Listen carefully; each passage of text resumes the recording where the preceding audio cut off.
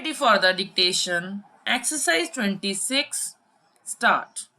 On the fateful day, accused persons armed with dangerous weapons and bombs attacked the deceased and the prosecution witnesses.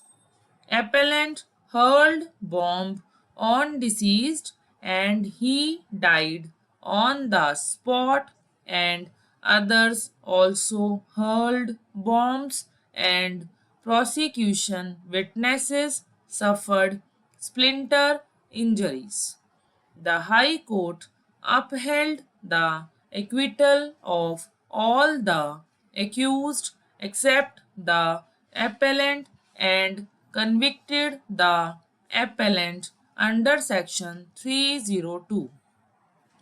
The High Court has not exercised the caution that was expected to while dealing with the judgment of acquittal by the trial court.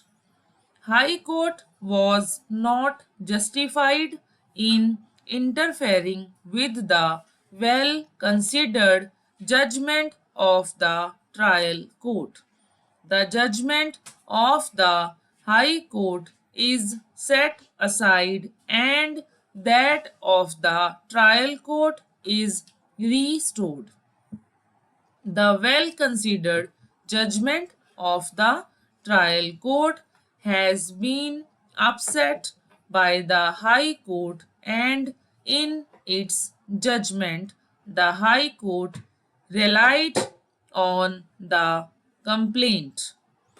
There is hardly any consideration in the High Court's judgment, more particularly of the mix up of timings as regards the complaint.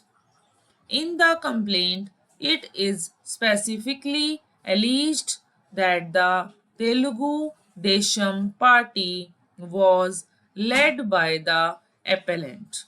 Both the parties had fought in connection with using the road, and the witness himself and his party people were accused in that case and were absconding.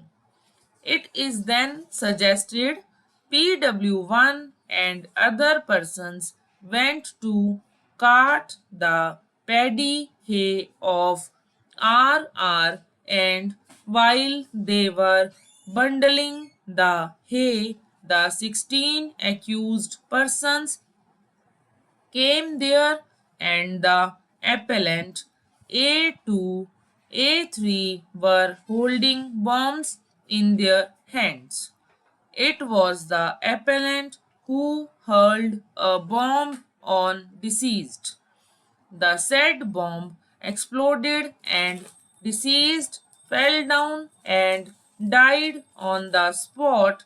Then the others also started hurling the bombs. PW1 then refers to his being hacked by other accused persons with a hunting sickle and on the right knee with the spear. He then refers to an injury caused on his little finger because of the spear. He then refers to the police firing a gun. After that, he refers that all the injured came to the government hospital and were being treated. On seeing the evidence of PW1 in the light of evidence of PW14, head constable, and PW15 circle inspector, the falsity of his evidence becomes clear. Though in his examination in chief he claimed that all of them, along with the woman folk were taken in the tractor. Stop.